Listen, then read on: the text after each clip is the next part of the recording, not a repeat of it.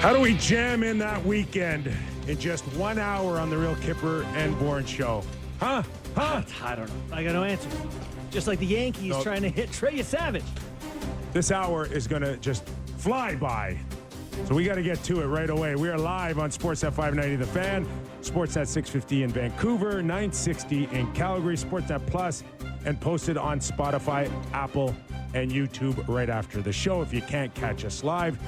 I'm Nick Kypreos, Justin Bourne, Sammy McKee, Jake the Snake Schultz, Derek Brandeo. This hour of Real Kipper and Bourne brought to you by Bet365. Where do we begin? We got Connor McDavid signed in Edmonton. We got the Jays kicking some serious butt. And in about 30 minutes, we're going to have the Commissioner of the National Hockey League, Gary Bettman, join us. What a day. Get your questions ready, boys. Yes. In the meantime, hockey's biggest star is staying in Edmonton. Connor McDavid and the Oilers agree on a 2-year, $25 million contract extension. Now, let's just be clear. It's not $25 million per year. Which would not be that much of an overpay. This is $25 million in total, which, quite frankly, has shocked the hockey world that his AAV of 12.5 falls so low. Like, if he had taken 15.5, I think people would have been going, hey, discount for the team. He's trying to win. 15, they'd have been like, oh, this guy left it on the table. 12.5. Holy smokes. I mean, it's arguably the biggest intentional discount a player has ever taken aside from Crosby. He didn't get a raise. No, he's been making the same amount. This will be for 10 straight years after. He wins scoring titles. He carries a team on his back. Won a Conn Smythe Trophy. Carries a team on his back in playoffs, 3 consecutive seasons, and the man can't get a raise. Pretty cool. If you're a classic hockey dude who loves seeing, the humility and the priorities and all these things that we say we care about, pretty cool. Okay, there's a million ways that we can dissect this. Yeah. But where's your first thought? Is it just the mere fact that our best player isn't the highest paid player? Yeah, I mean, that is the first thought. But I guess my first thought is just, I knew this guy cared about winning. But he is essentially paying millions of his own money to teammates this upcoming year. He's saying, Like Wallman. yeah, maybe Wallman, but more at the deadline when they go trade for a guy that they can then fit under the salary cap. McDavid's saying, I'll give him a couple million of my own money to make sure we get him rather than someone else getting him. And that's, it's admirable, right? First and foremost, on a personal level, it's very cool. I know you don't, I shouldn't say no. I'm guessing you don't love it from an at-large team. Yeah, at the face value, I think it's important that our best players look like our best players, and this salary doesn't reflect that. But we're in a different world here, and maybe we'll get Commissioner Bettman's thoughts on this world that we're in and the realities that it just doesn't happen. And at the end of the day, this is Connor's call. Could have signed this July 1st. Could have signed it in July, August. Okay, it's October. Came to the conclusion over the course of the summer and training camp that I'm not taking a dime from you, Edmonton. Not a dime of a raise.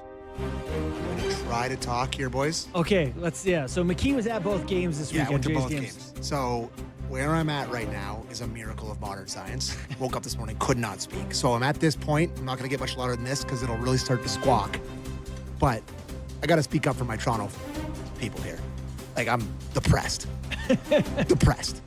Because I was really starting to believe. You must love the term, though. Yeah, sure. But I really did think there that we were at this point that he wasn't going to sign, and all season we were going to get to do this. I'm a little bit upset about it, to be honest. To speak to you and your people, buddy, it's only 24 months. Yeah. 24 months. It's not he didn't sign for 4 or 5 years or the max at 8. He signed 2. And all 2 did is put the world on alert. We are on the clock. There better be a Stanley Cup within 2 years. or I am out of here. It is a public, and I think that's acceptable, but it's a public statement that we have to be good. We have to be good. We have to be good in this time. We have to be good when we get 2 years from now. We have to be good, and I think that's fine. To put pressure on I'm your not team saying to be it's good. Toronto No, I or know. wherever it is, But he will look a lot harder 2 years from now if, in fact, things don't go well. But don't you think this protects him totally now? That he signed 3 separate contracts there and that he's given them all these Done his years part. and he took Signed less for on a a 2-year decade. deal and he's like, listen, I gave you another chance at 12 and a half. Oh, no. Now I'm gone. This is Like, it's all part of it. This protects him from the that's Tavares true. trade. So your point is, but it's all part of it. It's like he can't say that he didn't give them every chance now. There's If- hey, Yeah, that's it. If It protects him from Tavares trade. if he played out his last year, this year, without any commitment, he would have turned himself into a villain. He would have had the potential to, for sure. Potential to. Now, not a chance. Not a chance. also- Even if he walks in 2 years, and I know it's this year plus 2 years, but that third year, if they don't win a cup in 2 years and it doesn't look good, he ain't playing the third year. He's That's the moving. option here, He is. He's going to ask for a trade. They're going to move him. So you are on the clock for this year and next year to win a Stanley Cup. Which I think is reasonable to give a team who's been to the Cup final 2 years in a row. And when he walks, no one can look him in the eye and say, "You screwed us," Yeah.